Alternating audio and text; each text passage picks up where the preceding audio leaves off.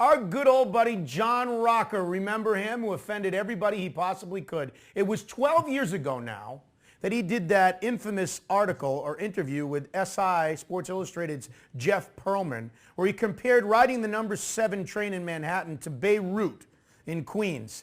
He said, I'm sitting next to some kid with purple hair, next to some queer with earrings, right next to some dude who just got out of jail for the 4th time, right next to some 20-year-old mom with 4 kids. Well, guess what? John Rocker now, 8.5 years removed from baseball, is writing a book, and just for the holiday season, Tom.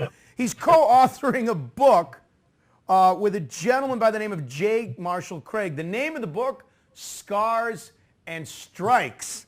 Very creative name. And in this book, John gives us plenty of info, like the biggest thing I don't like about New York are the foreigners. I'm not a very big fan of foreigners. You can walk an entire block in Times Square and not hear anybody speak English. Asians and Koreans and Vietnamese and Indians and Russians and Spanish people there. How the hell did they get in this country? Yet, he says he's all for immigrants. So he doesn't like foreigners, but he does like immigrants. Tom, for your last blast, will you buy this book? Give us your opinion about John Rocker. I would download this book. I would do that. I'm on a lot of planes. I would download this to read it and support John Rocker. And I'll tell you why.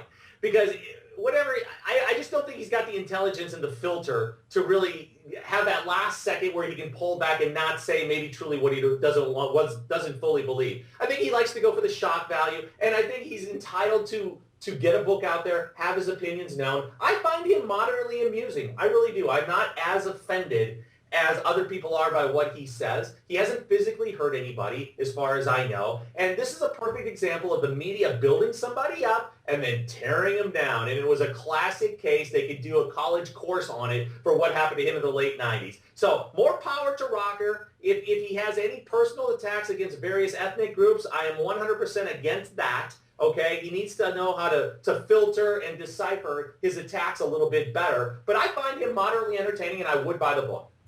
I'll piggyback right off your term, moderately entertaining. I think you summed it up perfectly. While I don't think Scars and Strikes will be a must-read, I will not be a hypocrite because I will want to read it for what you just said, Tom. He has no filter. He has a certain level of intelligence. I don't think he actually believes almost everything that he says, but I will say that I will read it. I will want to see what he has to say because, just like you said, I find him moderately, what's the word you used?